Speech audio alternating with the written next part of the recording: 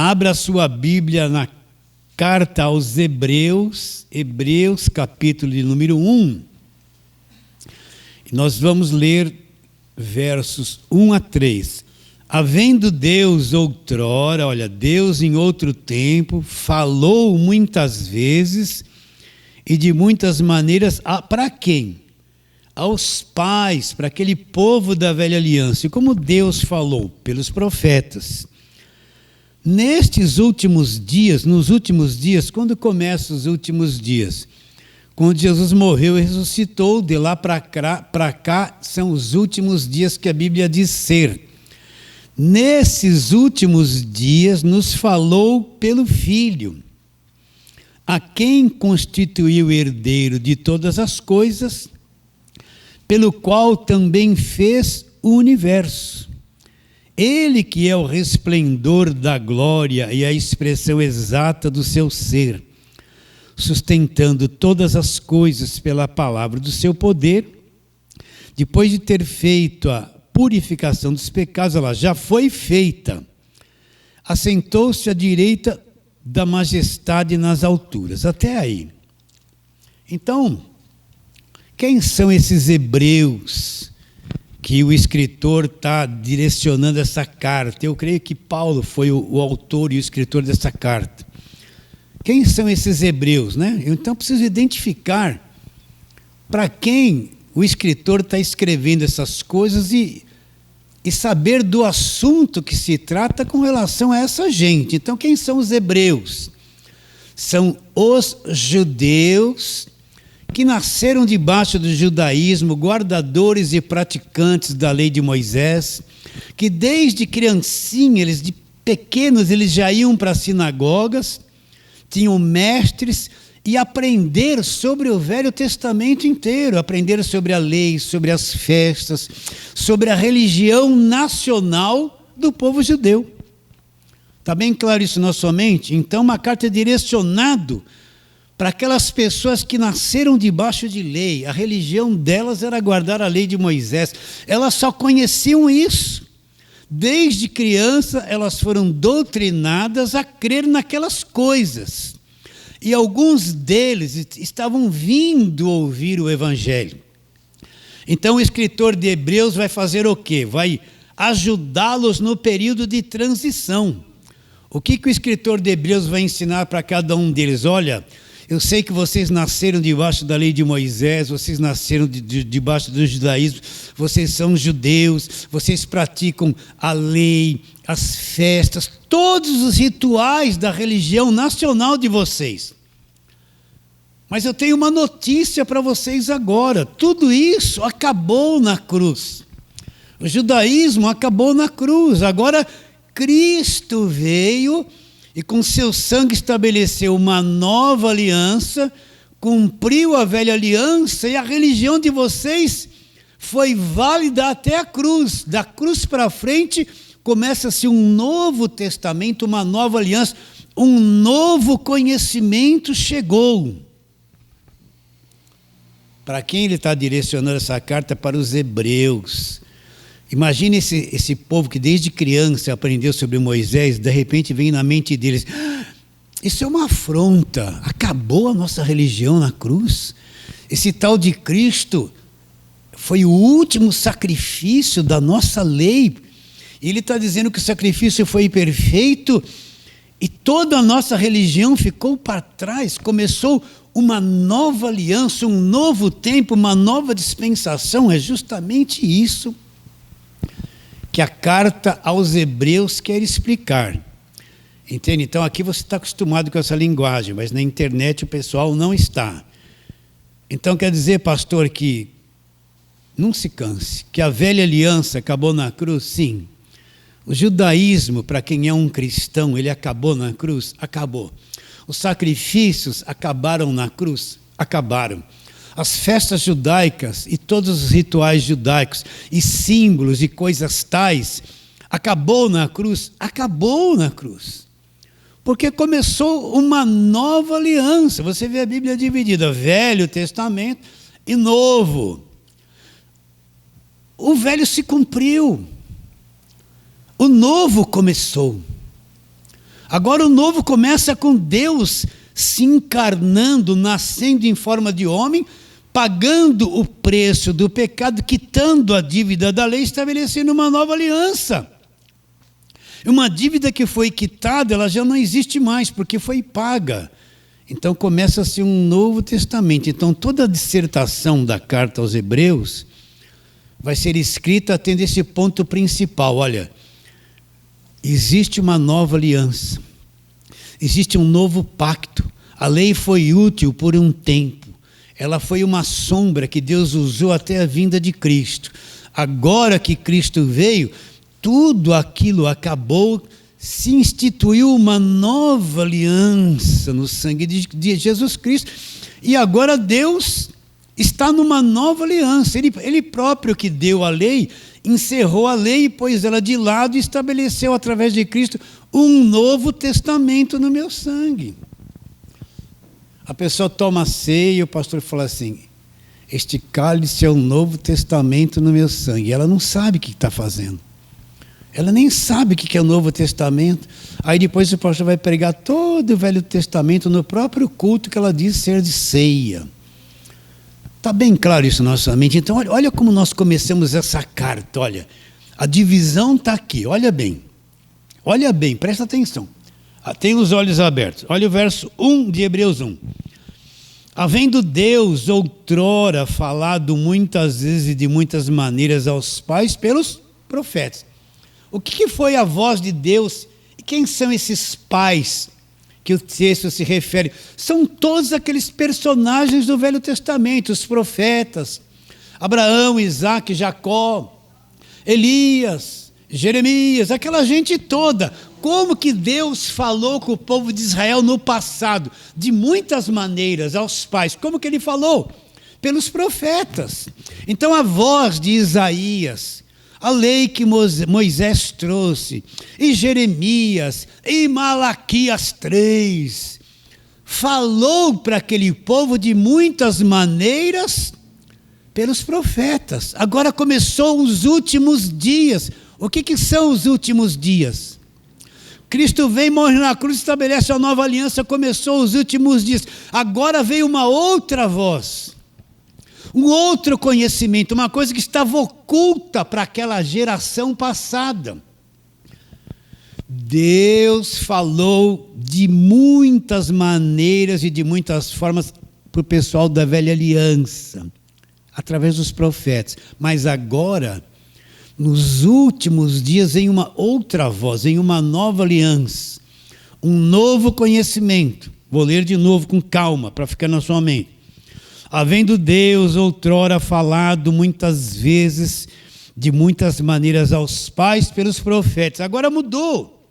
Nos últimos dias, como é que Deus falou e está falando? Não é mais através dos profetas, daquela gente toda. A voz mudou. O ensino mudou. Nesses últimos dias falou pelo Filho. Então o Filho vem. Deus se humaniza, assume um corpo humano, nasceu em forma de homem, e ele veio, o Filho vem falar, a voz do Filho vem, a voz do Filho vem. E o que é a voz do Filho? É o Evangelho, vocês estão entendendo ou não? Então agora Deus vem falar de uma forma diferente, através de quem? Ele mesmo vem no Filho pessoalmente falar sobre a nova aliança. Então aquela forma de fala para aquele pessoal da velha aliança foi útil. Agora Cristo veio trazer um novo ensino, uma nova fala. A fala do Evangelho da graça de Deus. Então olha lá o verso 2. Nesses últimos dias, como é que ele vem falar? Não vem mais os profetas, não vem mais aquela forma de linguagem da velha aliança. Como é que Deus fala agora? Está claro isso na sua mente ou não? Nos últimos dias nos falou pelo Filho. Esse Filho foi constituído herdeiro de todas as coisas. E este Filho é o Criador do universo. Ele criou o universo. Então olha a para falou para o povo do passado pelos profetas de muitas maneiras. Mas agora para nós, para a igreja, ele vem falar através do Filho, uma outra voz, um novo conhecimento, que é o Evangelho da graça de Deus. E esse Filho é o Criador de todas as coisas, herdeiro de tudo e Criador de todas as coisas. Você entende o que eu estou dizendo? Sim ou não? Percebe a diferença da fala do passado e da fala do presente? Percebe? Lembra da pregação passada onde Paulo fala em Gálatas que antes que viesse a fé, estávamos todos encerrados debaixo da lei e nelas encerrados, para essa fé que de futuro havia de se revelar. Então a fé do futuro veio, um conhecimento novo veio. Qual é? A voz do Filho. Nos últimos dias nos falou pelo Filho. Ele é o herdeiro de todas as coisas e pelo qual ele também fez o universo. Agora, como ouvir a voz? Como ouvir a voz do Filho? O que eu tenho que escutar? Se eu ficar escutando Moisés, eu não estou ouvindo a voz do Filho. Se eu ficar escutando a história do povo de Israel, eu não estou ouvindo a voz do Filho, porque aquilo é uma coisa encerrada. Agora, se eu escutar o Evangelho da graça de Deus, eu estou ouvindo a voz do Filho. Essa é a voz do Filho. Entende ou não? Aí está a diferença de entendimento. Se eu tenho esse entendimento separado dentro de mim, velho e novo, que acabou e que começou, eu sou uma pessoa convicta da salvação e sei o que é Evangelho. Agora, se o meu entendimento é mesclado, velho com novo, mais velho que novo, eu ainda tenho o véu na mente, ainda Moisés está reinando na minha mente, ainda o Velho Testamento reina na minha vida e eu estou cativo debaixo de uma voz que já acabou na cruz, já se foi. Sim ou não? Preciso repetir isso, está claro na sua mente. Olha como isso é importante para você entender o princípio da verdadeira fé. Agora vamos ver uma coisa que Jesus disse antes da cruz. João capítulo 10, vamos lá, Mateus, Marcos, Lucas, João, capítulo 10. Jesus falou uma coisa muito importante antes da cruz, sabendo que isso vai se cumprir depois da cruz. Ele está falando isso para um povo que está o rejeitando. Mas João 10, 27 diz assim, olha, presta atenção. As minhas ovelhas ouvem a minha voz. Olha lá. As minhas ovelhas ouvem a minha voz. Eu as conheço e elas me seguem. Eu lhes dou o quê? A vida eterna. Jamais perecerão. Nunca vão se perder. Nunca vão perecer. E ninguém as arrebatará das minhas mãos. Ninguém poderá tirá-las das minhas mãos. Então as minhas ovelhas ouvem a minha voz, elas vão fazer o quê? Me seguir. Não é ouvir a voz de Moisés, não é ouvir a voz do judaísmo. As minhas ovelhas ouvem a minha voz, elas me seguem. E o que eu vou fazer com elas? Vou lhes dar a vida eterna, vou dar a vida eterna. E ninguém vai tomá-las de mim, vai arrebatá-las da minha mão. Ninguém tem poder de tirá-las de mim. Ele disse que as ovelhas dele ouviriam a voz dele. Nos últimos dias nos falou pelo Filho.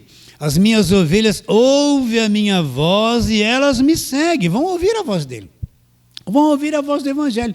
Eu lhes dou a vida eterna e nunca perecerão e ninguém as arrebatará das minhas mãos. Meu Pai, quem as me deu, é maior que tudo e da mão do Pai ninguém poderá arrebatá-las. Então ele disse que as ovelhas dele iriam ouvir. As ovelhas dele iriam ouvir a voz dele. Iriam entender a voz dele. Iriam seguir ele, não outras pessoas, nenhum líder espiritual. Iriam seguir ele.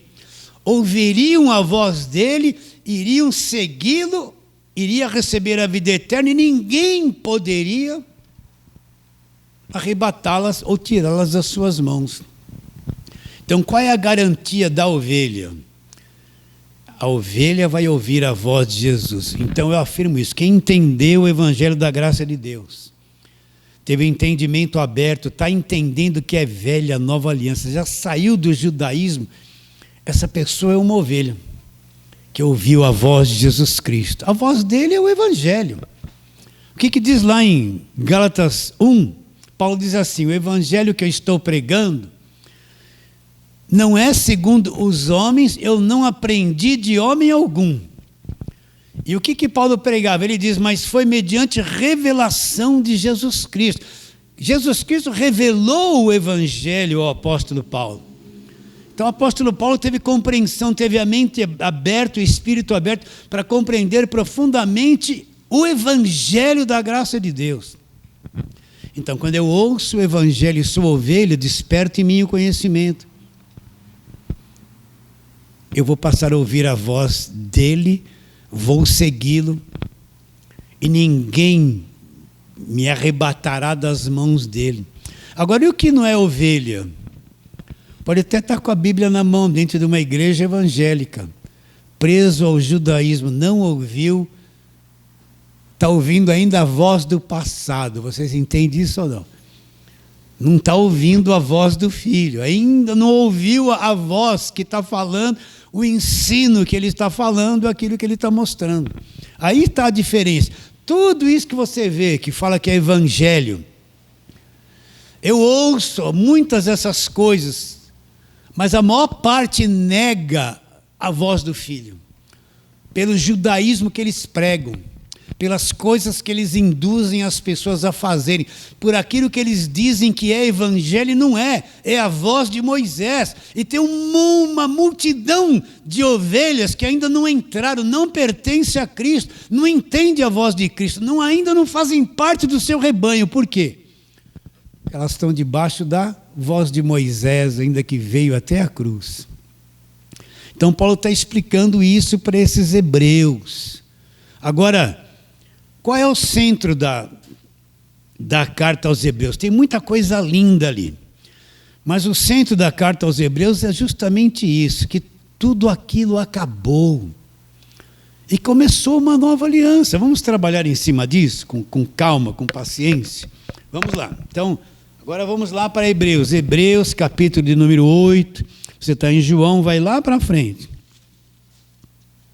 Lembrando que os hebreus são judeus, que estão ouvindo o Evangelho, e o escritor está dizendo que a religião deles acabou, se consumou na cruz, através do sacrifício perfeito. Então, Hebreus, capítulo de número 8, seria bom ler o capítulo todo, mas para não ficar uma leitura muito grande, vamos ler do 6 para frente. Hebreus 8, 6 para frente. Olha, leia como isso está aí, ó.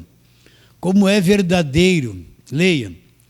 Agora, com efeito, obteve Jesus ministério tanto mais excelente, quanto é ele também mediador de superior aliança, instituída com base em superiores promessas. Então, o que o texto está dizendo?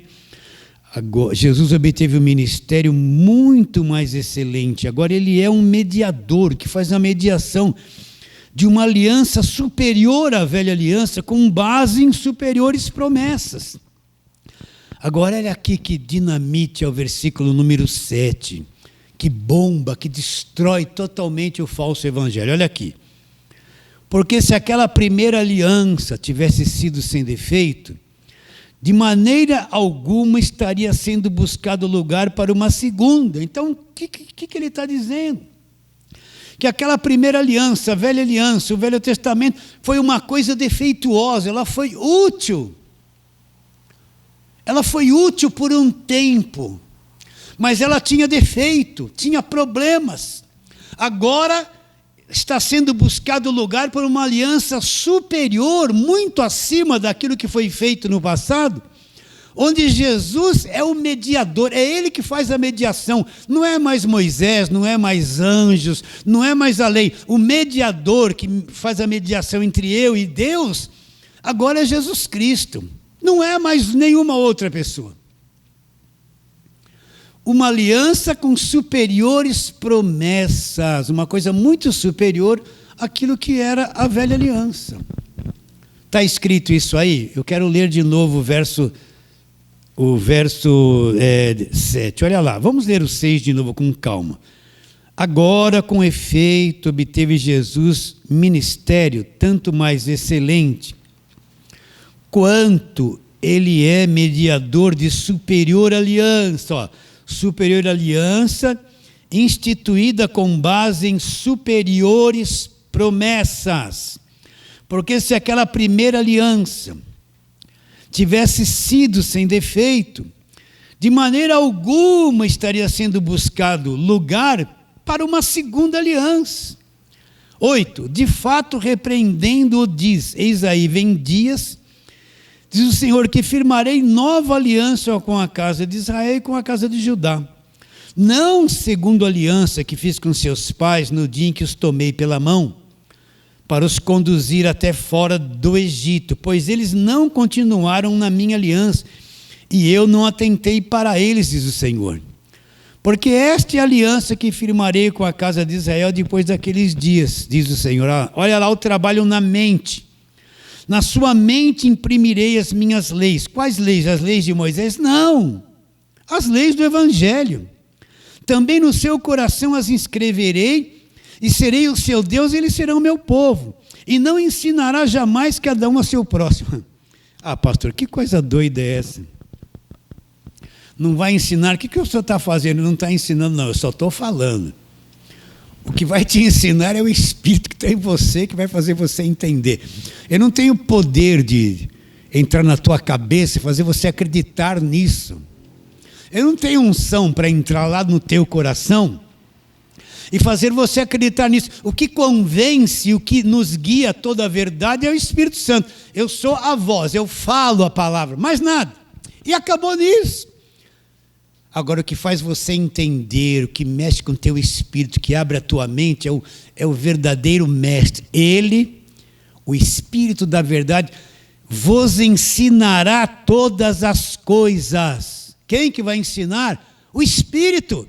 Ele vos ensinará todas as coisas e vai fazer você lembrar das coisas que haviam de vir. Ele vai vos guiar a toda a verdade. Não vai falar por si mesmo, mas vai falar tudo aquilo que tem ouvido da parte do Pai.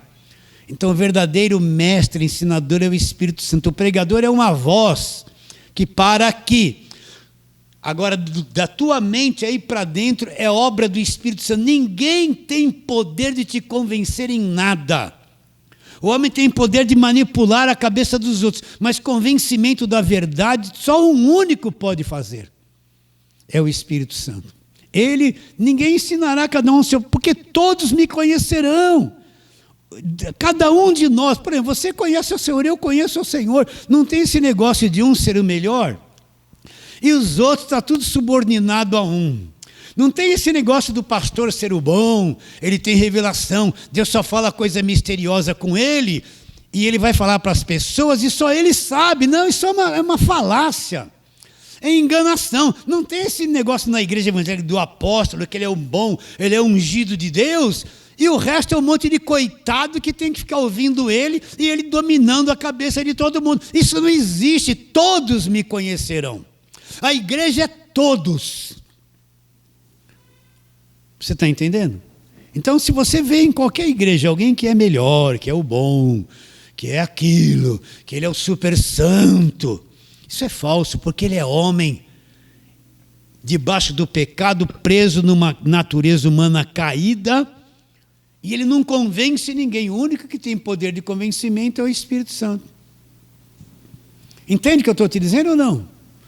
Se você só entendeu o Evangelho é porque o Espírito te ensinou e te guiou. E ele diz: e não ensinará jamais cada um ao seu próximo, cada um a seu irmão, dizendo: conhece o Senhor, porque todos me conhecerão, todos. Quem está no Evangelho da Graça conhece a verdade, desde o menor deles até o maior. Pois para com as suas iniquidades usarei de misericórdia, e dos seus pecados, olha a cruz aqui, jamais me lembrarei. Acabou, a questão do pecado acabou na cruz, jamais me lembrarei. Quando ele diz nova, torna-se antiquada a primeira aliança. Quando ele diz nova aliança, tornou-se a primeira aliança, que é a velha, antiquada. Ora, aquilo que se torna antiquado e envelhecido está prestes a desaparecer. Então já desapareceu. Ele falou isso há mais de 2000 anos atrás. Desapareceu, acabou. Entende o que eu estou dizendo ou não? Estamos indo nessa fé. Agora vai para o capítulo 9, é o capítulo seguinte. Vamos ler ali alguns versos, né? Verso 15, abra lá, verso 15. Por isso mesmo, olha lá, falando sobre Jesus, ele é mediador do quê? Da nova aliança. Agora vai falar sobre a morte dele. A fim de que, intervindo a morte para a remissão das transgressões que havia sobre a primeira aliança, para aí. Então ele morreu por causa das transgressões da primeira aliança? Sim, porque a primeira aliança apontava o pecado, a culpa, a condenação. Então ele morreu justamente para quitar a dívida que a velha aliança trazia sobre nós, para quitar a cobrança da velha aliança que tinha sobre nós. O escrito da dívida que era contra nós, que constava das ordenanças da velha aliança, nos era prejudicial, ele acabou com eles na cruz, na sua morte. Então nada da velha aliança pode vir querer me cobrar alguma coisa que eu tenho que fazer, porque foi tudo pago na cruz. Foi ou não foi? Foi, então ele diz de novo. Por isso mesmo ele é mediador da nova aliança, a fim de que, intervindo a morte, para que ele morreu? Para a remissão das transgressões. Remissão é a retirada das transgressões que havia sob a primeira aliança, e recebam a promessa da herança eterna, quem? Aqueles que têm sido chamados. Agora ele explica o que aconteceu. Onde há testamento, é necessário que intervenha a morte do testador, pois um testamento só é confirmado no caso de mortos, visto que de maneira nenhuma tem força de lei quando vive o testador. Entende o que ele disse aqui? O que ele está dizendo? O pai, um exemplo simples que você já ouviu, o pai, ele tem 3 filhos, ele vai fazer o testamento. Olha, eu deixo essa casa para esse, aquela fazenda para outro, o sítio para esse e a minha poupança para esse aqui. Ele faz o testamento. Os filhos podem antecipar isso? Não. Aquele não pode mexer na poupança, aquele não pode assumir a fazenda, ainda que o testamento dá direito a eles. Enquanto o testador está vivo, eles não podem tomar posse de nada. Quando é que o testamento vai ter a validade? Quando morre o testador. Se Jesus não tivesse morrido, o testamento não teria valor nenhum. Agora, se o testador morrer, cada filho vai receber a sua parte por direito, porque o testamento passou a ser válido. Mesma coisa, se Cristo não tivesse morrido na cruz, não haveria testamento, mas quando ele morre, torna-se válido o novo testamento no meu sangue. Isso se tornou válido a nova aliança. Por isso que nós afirmamos, Mateus, Marcos, Lucas, João, até a cruz, não é testamento, não é o Novo Testamento, não é evangelho.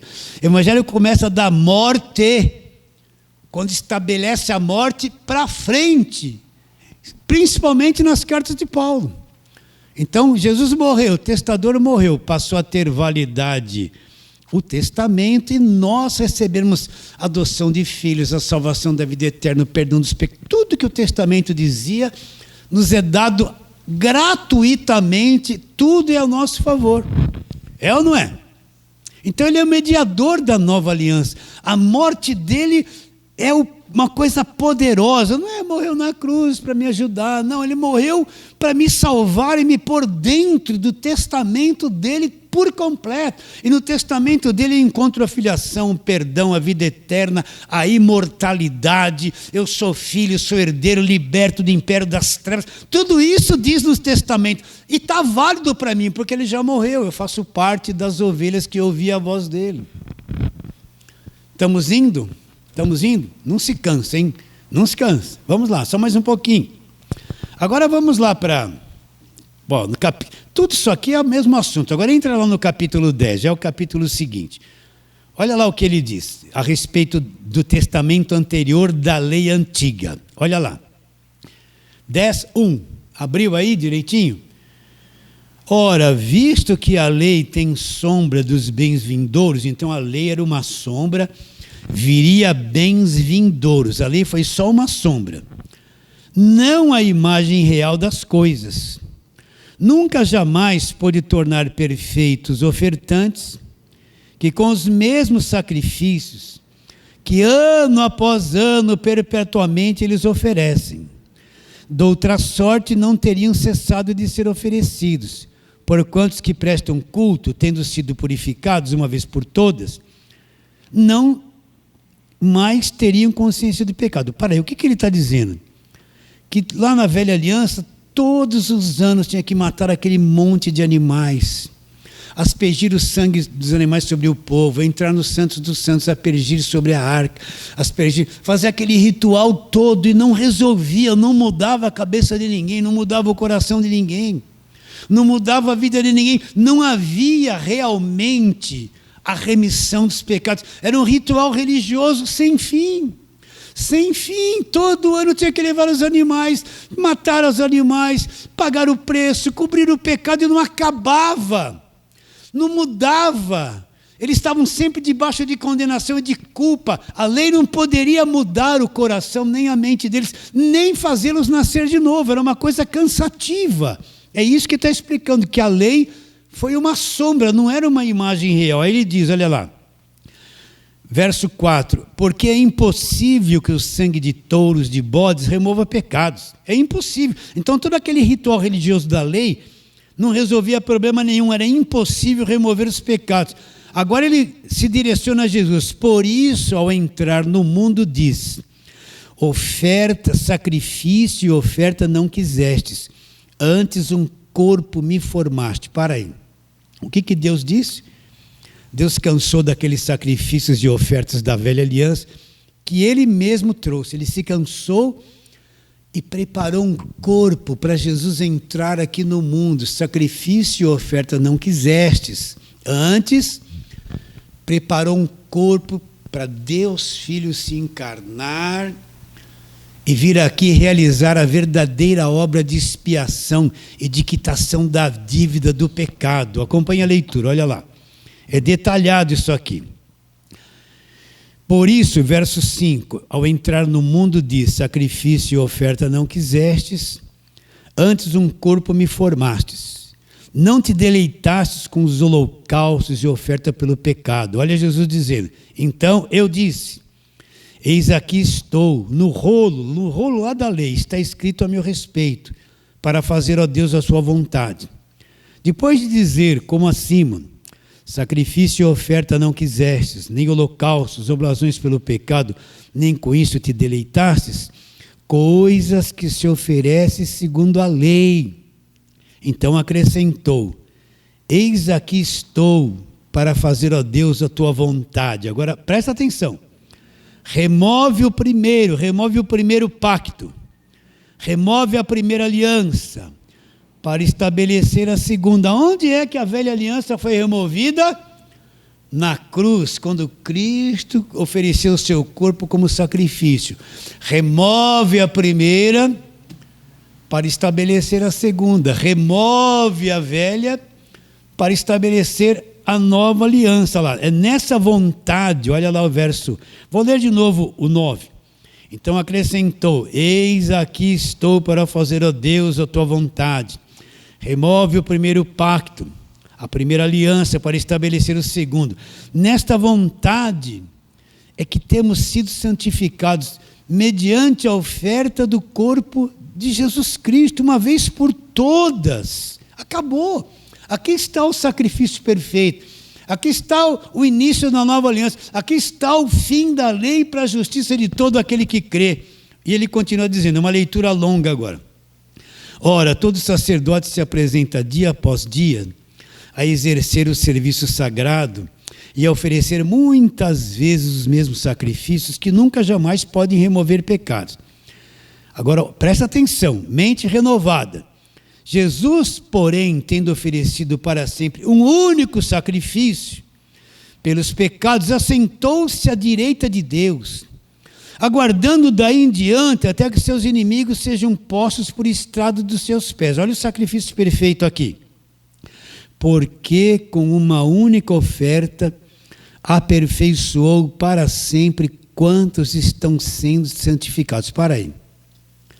Então, com uma única oferta, a oferta do seu sacrifício, o que ele fez?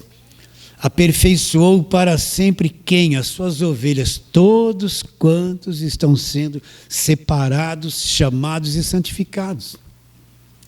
Então, o sacrifício dele foi perfeito, o sangue de Deus foi derramado na cruz. Removeu e remiu toda a transgressão da velha aliança.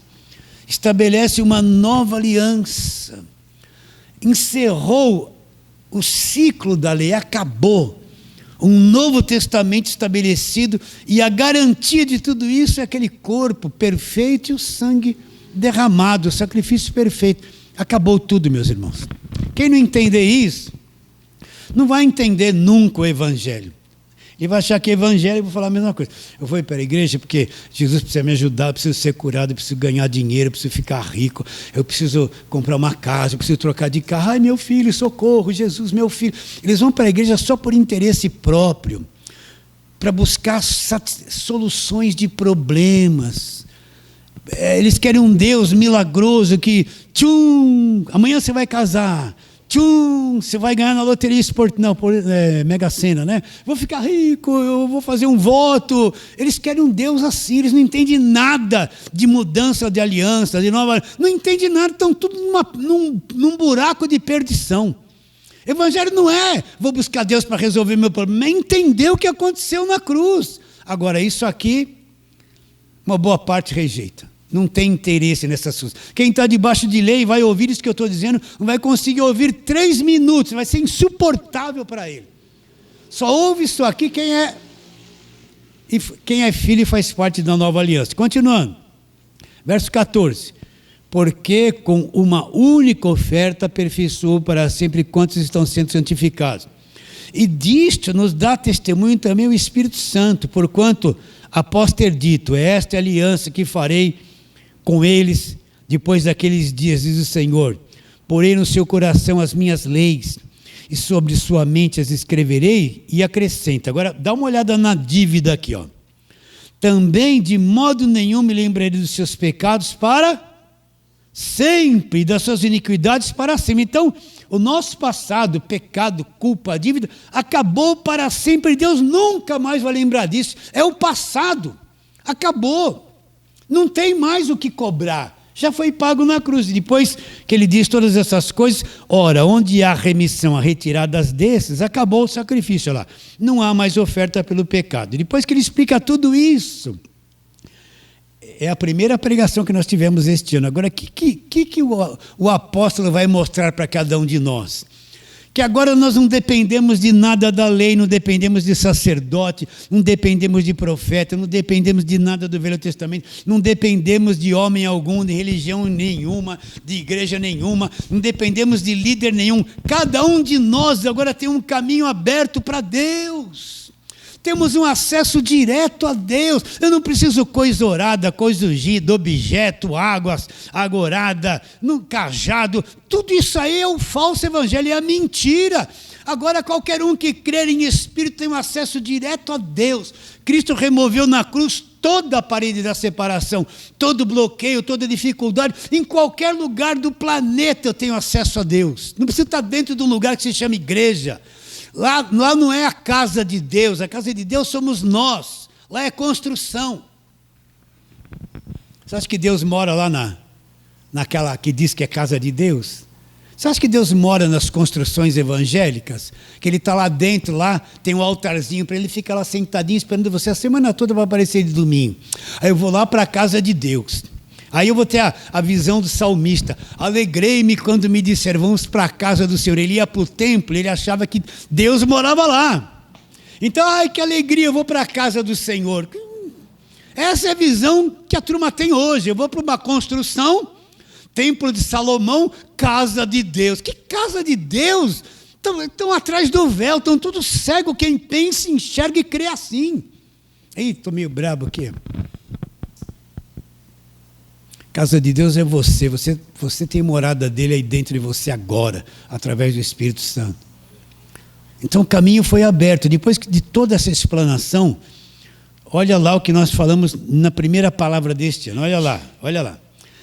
E agora, depois que tudo isso aconteceu, olha o que ele diz: tendo, pois, irmãos, intrepidez para entrar nos santos dos santos. O que era o santos dos santos? Tem que explicar. Lá no templo tinha um lugar mais profundo que se chamava Santo dos Santos.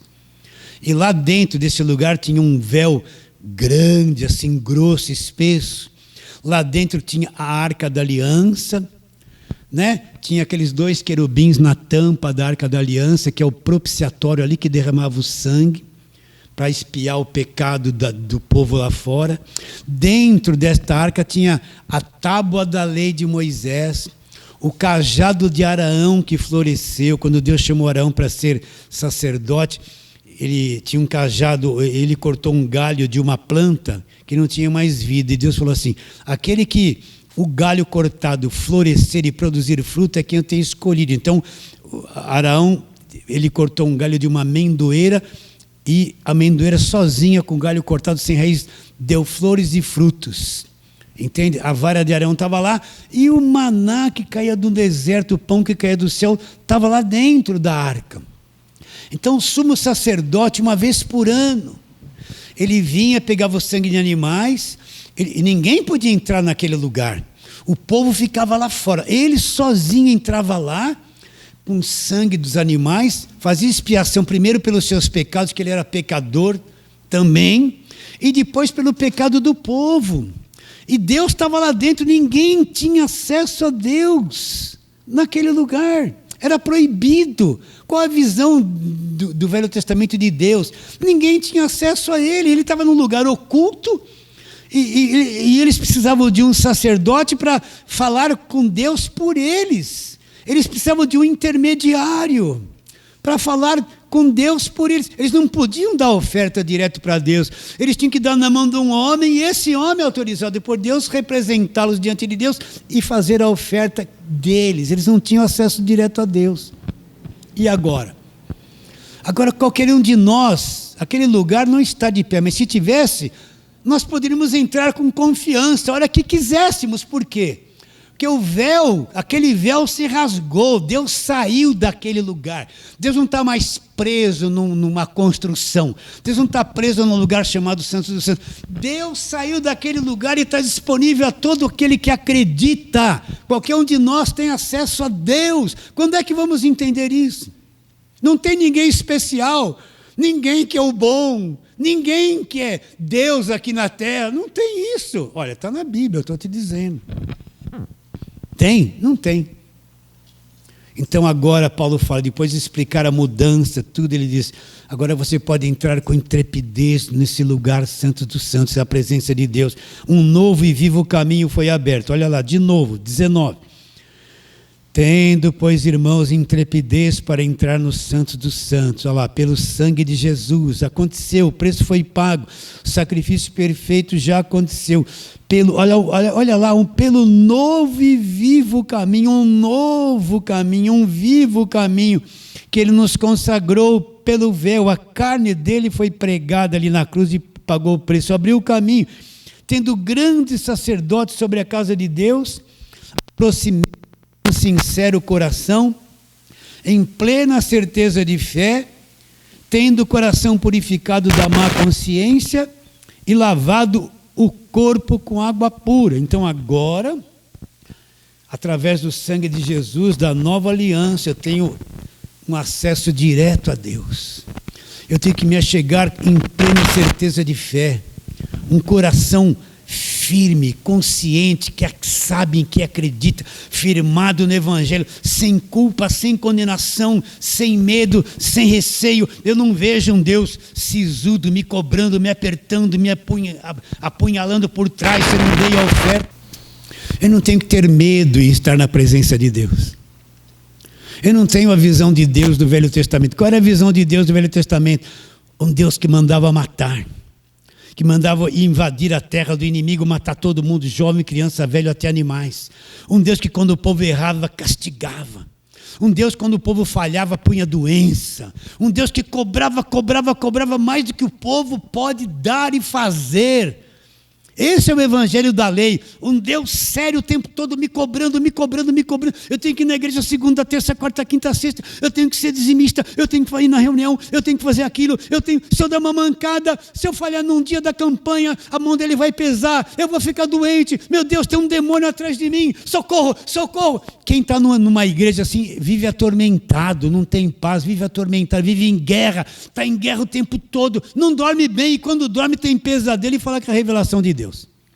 Deus está revelando o inimigo. Até no sonho ele tem essas coisas na cabeça dele. Vocês estão entendendo, queridos? Sim ou não? Qual é a visão que eu tenho de Deus agora? Cristo removeu a parede da separação. Deus que sorri para mim, me aceitou, não está me cobrando nada. Cristo já pagou tudo que eu tinha que pagar. Eu estou debaixo da graça dele, me salvou, me libertou e sorri para mim, me abraçou e acabou o problema. Eu fui transportado do império das trevas para o reino do Filho do seu amor. Já fui transportado. Somos livres. Isso aí é o evangelho. Então, vou ler de novo com calma. Gosto de repetir bastante isso. Tendo, pois, irmãos, intrepidez para entrar no Santos dos Santos, pelo sangue de Jesus, pelo novo e vivo caminho que ele nos consagrou, pelo véu, isto é, pela sua carne. Tendo grandes sacerdotes sobre a casa de Deus, presta atenção no verso 22, aproximemo-nos com sincero coração, em plena certeza de fé. Olha lá, a parte B do verso. Tendo o coração purificado da má consciência. O que é a má consciência? A pessoa vive tanto tempo debaixo de culpa, de medo, de cobrança, de doutrina de maldição. Imagine você, eu vim de uma igreja que falava de maldição hereditária. Se o meu tataravô cometeu uma coisa errada, eu agora que encontrei Jesus sou salvo, a maldição caiu sobre a vida dele, passou para o meu avô, do meu avô para o meu pai, e eu sou um crente e passou do meu pai para mim. Mesmo eu sendo salvo de Jesus, eu estou debaixo de maldição. E tem que fazer uma oração para quebrar a maldição. E tem lá um líder espiritual, o coração dele é forte, que ele vai quebrar a maldição na minha vida. A cruz não serviu para quebrar a maldição. Então, o que isso? Porque ele fala... A consciência, a má consciência. Sabe o que é a má consciência? Eu vivi num lugar de só pregação de reio, de jugo, de cobrança, de aperto, de domínio, de liderança. Eu fui ficando oprimido. Sabe aquele cachorro que ele apanhou tanto? Você chega perto dele para fazer um carinho, ele chora e grita e faz assim, de tanto que ele apanhou. A maior parte de crente que está em igreja assim, está assim. Qualquer coisa ele está sofrendo. Quer vitória, vai chorando, geme e chora. Ele está cantando isso aí. Está cantando essas coisas. Vocês estão entendendo? Ele está oprimido, esmagado num cantinho e a liderança cobrando. Olha a mão de Deus, olha o diabo está ao teu redor. Ele não conhece a má consciência, a cabeça dessa pessoa. A fé dela é essa coisa horrorosa, é esse trauma, é esse medo, é essa escravidão. Então, quando ela entende que o caminho foi aberto, que o pecado dela foi removido e a qualquer um pode entrar, o que vai fazer com a consciência dela? Ela vai aprender no evangelho, vai havendo uma limpeza, vai pondo um bicarbonato de Deus com vinagre de álcool, né?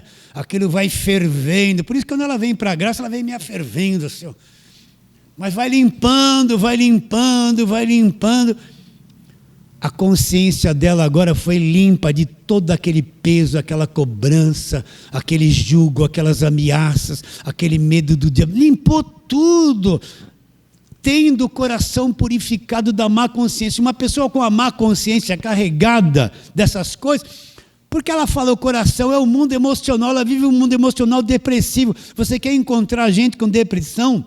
É igreja de lei de cobrança, vive tudo depressivo, em guerra, o tempo todo. Mas quando ela recebe o evangelho, a má consciência vai indo embora, vai brotando um pensamento novo, uma compreensão nova, uma luz nova. O evangelho chegou, a porta se abriu, toda aquela velharia que já acabou na cruz é arrastada e jogada fora. É ou não é? Já aconteceu isso com você? Fala assim, amém. Que amém fraquinho, hein? Não tem problema, não tem problema. E vamos terminar onde começamos, Hebreus capítulo 1. Olha aqui a divisão que ele começou a ensinar os judeus a entender. Verso 1, havendo Deus outrora falado muitas vezes e de muitas maneiras aos pais pelos profetas. Acabou, essa voz foi para eles. Nos últimos dias que são para nós, olha o Evangelho da Graça aqui. Nesses últimos dias nos falou pelo Filho, a quem constituiu herdeiro de todas as coisas, pelo qual também fez o universo. E qual é a voz do Filho? Ele disse, minhas ovelhas ouvem a minha voz, eu as conheço, elas me seguem, e lhes dou a vida eterna e nunca hão de perecer. O que é ouvir Jesus? O que é ouvir a voz do Filho? É o Evangelho da graça de Deus. Pela graça sois salvos mediante a fé. Isto não vem de vós, é dom de Deus, não vem de obras, para que ninguém se glorie. Recebe a palavra de hoje? Fala assim, amém. Então vamos ficar em pé e fazer a breve oração. Vamos orar, Senhor, nós te adoramos nesta manhã em espírito e na verdade do Evangelho, Senhor. Queremos pedir que o nosso entendimento seja aberto e todos quantos receberem esta palavra pelo YouTube tenham o entendimento aberto, alcance aquelas ovelhas que vão ouvir a voz do Senhor. Alcance aqueles corações que vão ouvir a voz do Senhor. Crendo que será, oramos pela fé em nome de Jesus. A igreja diz amém.